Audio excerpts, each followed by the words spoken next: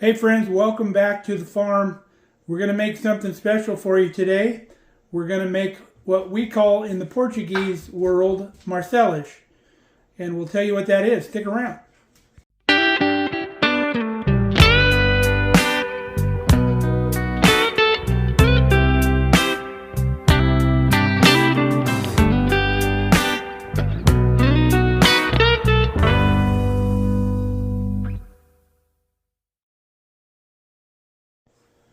So every year we got together with my best friend's family and do what's called a matança in the Portuguese community.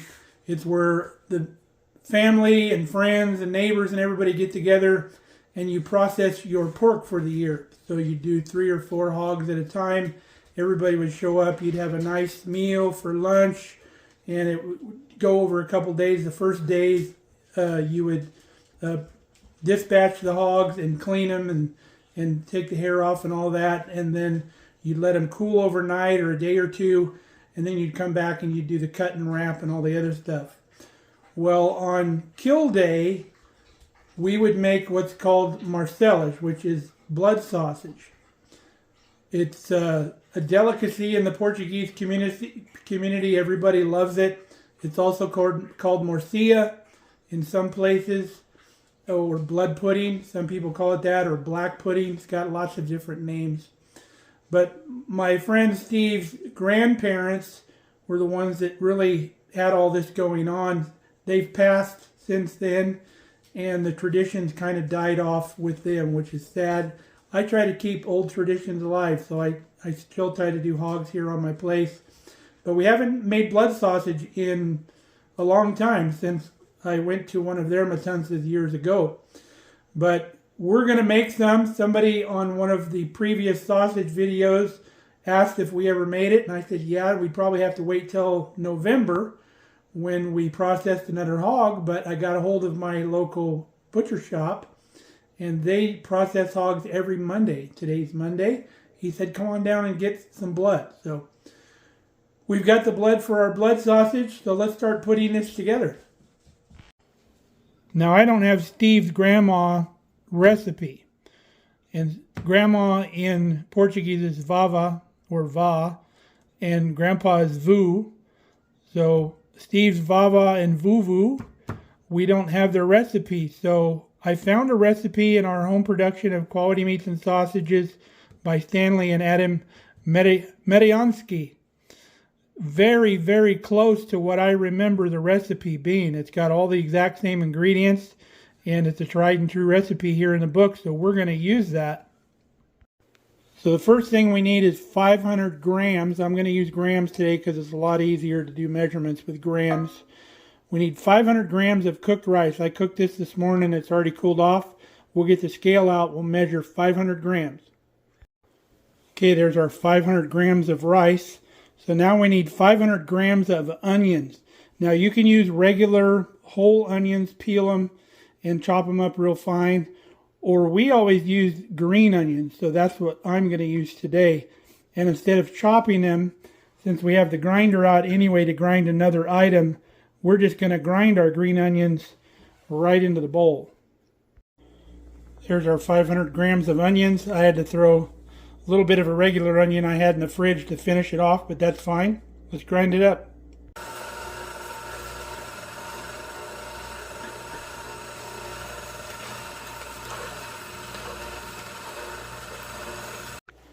Now the next thing we need is fat.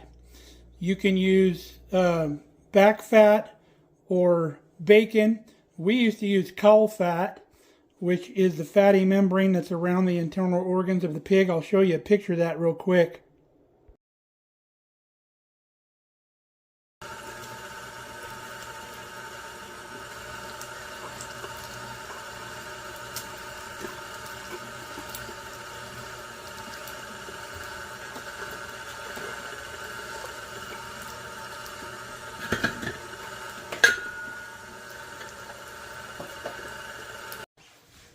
Okay, we're going to give this a quick stir to kind of incorporate everything. Break that rice up a little bit. And then we'll get some seasonings in here. And then we'll add our blood. Our blood is another 500 grams. So our onions, our pork, our rice, and our blood is all 500 grams. The good thing about grams is you could cut the recipe in half, double it, triple it, quadruple it, whatever. It's so easy to figure that way. I wish they'd have taught the metric system in our schools to American kids, because it makes so much more sense than the imperial measurements that we use.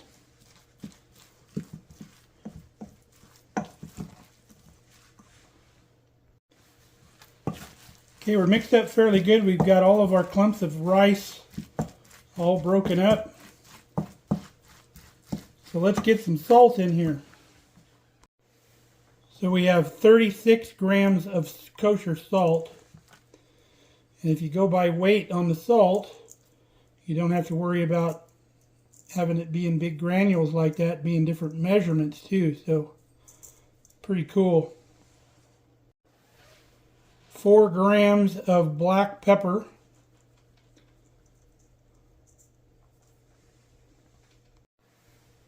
20 grams of smoked paprika.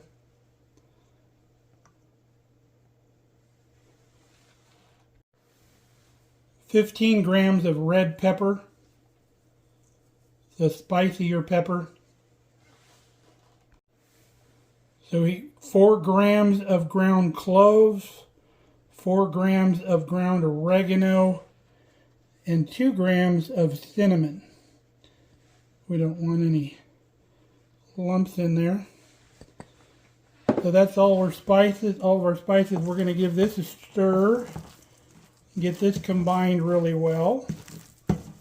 Try to even out those spices all over the place.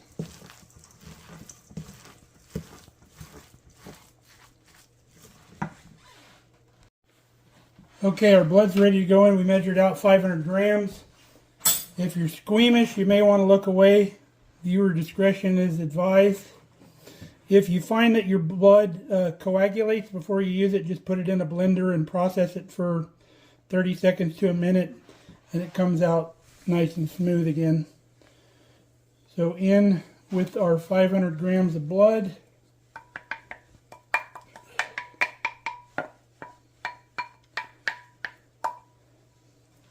We'll give that a stir as well.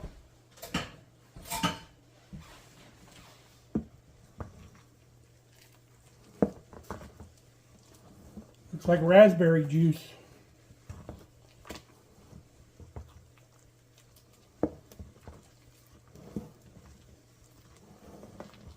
Once this is thoroughly combined, it'll be fairly liquid. Not as firm as you would normally think about stuffing sausage. But this will pretty much just run into the casing just fine. And then once you cook it, it firms up in the casing. Coming together real nicely. I think we're ready to get this stuff stuffing. We're going to get our casings on our stuffer.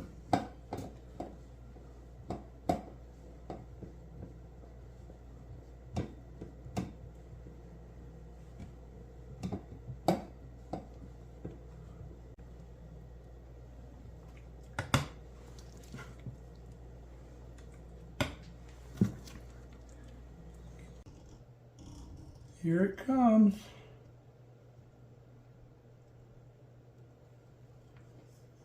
And once we start coming out, there it comes. We'll let the air out of here, and then we're going to get a knot in the end of this.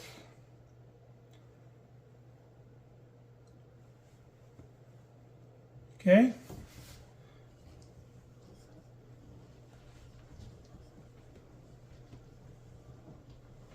And all we got to do is crank now.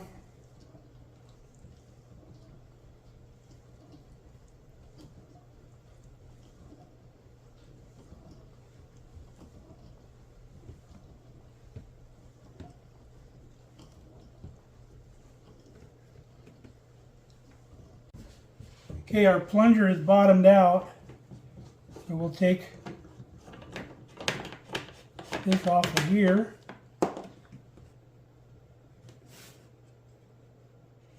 Get any material we can out of there. Now this is how blood sausage was traditionally stuffed. They would just get a funnel, like take an old orange juice bottle and cut the top off of it and make a funnel out of it.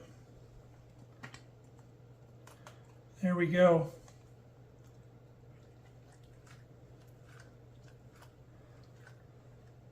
So we're going to pull the rest of the casing off of here and we'll start making some rings.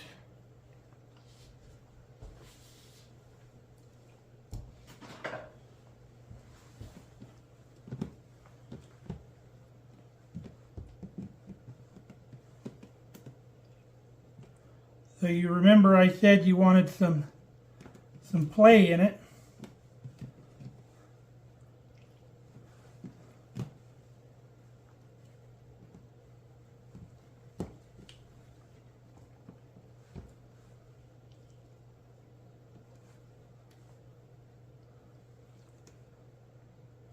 We want about probably that much in our ring there. So we're going to make this go back down that casing a little ways. That way we got plenty of room.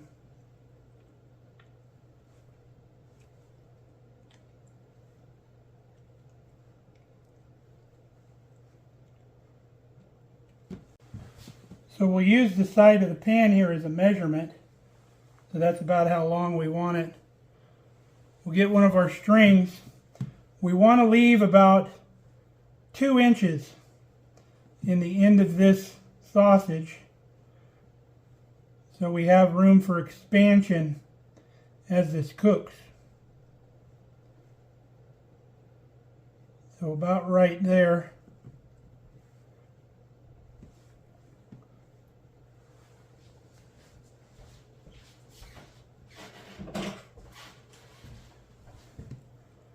Cut the end of that off. Then I like folding it back over like that.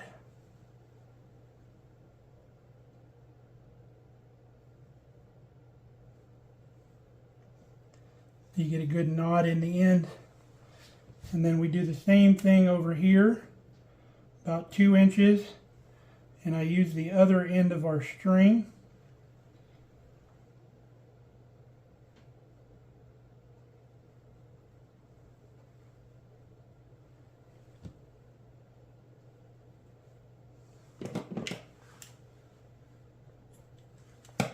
Cut that.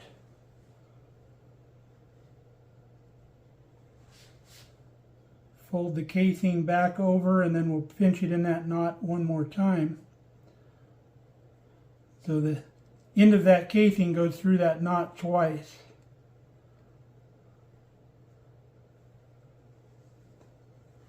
And then there's our round. And then we'll hang that in the pot as it cooks. And if it needs to swell, it'll swell right up there. I'm going to get the rest of these stuffed. And while we stuff these, I'll show you some pictures of days gone by.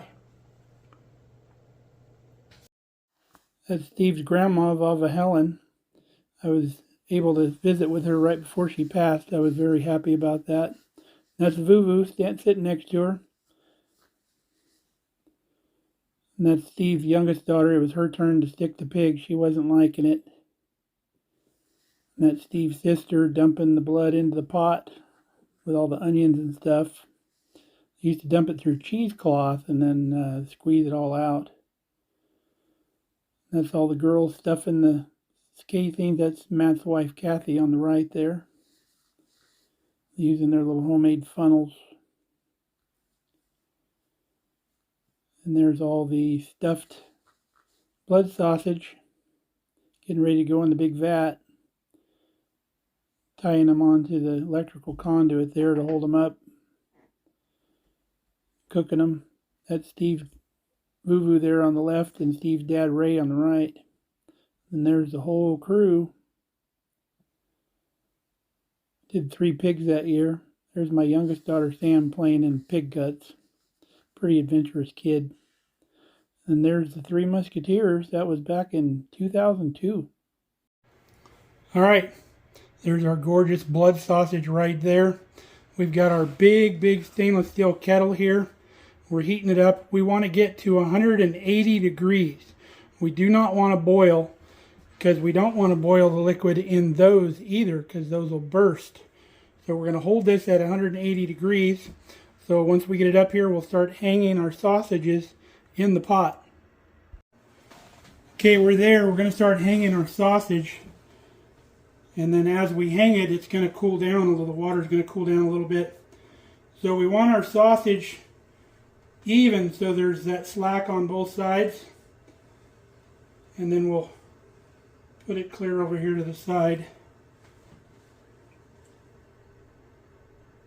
As long as you hang it straight, it should even itself out.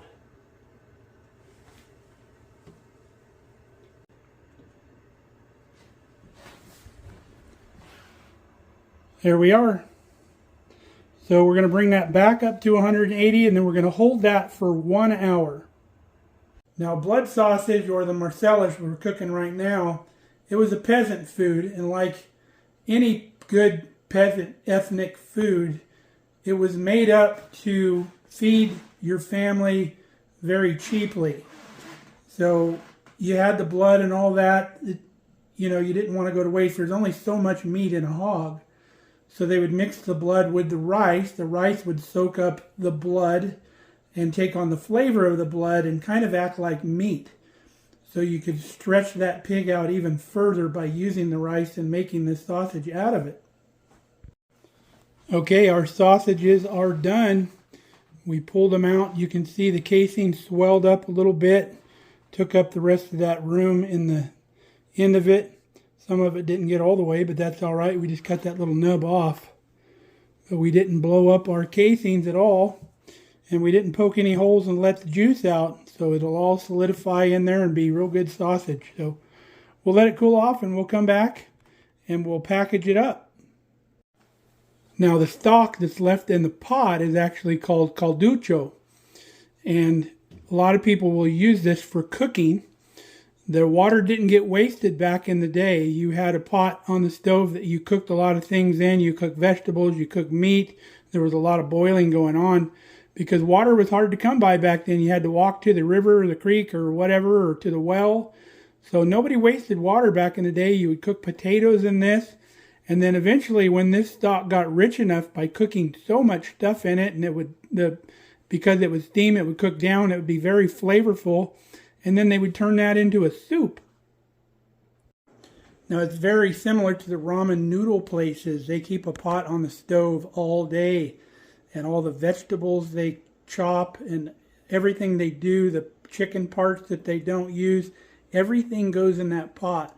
And it cooks down, cooks down, cooks down. And that becomes just a super rich broth. And they just keep adding to it. Okay, got it all cooled down. We've cut all the strings off. We're going to get our vacuum seal bags to get this stuff sealed up.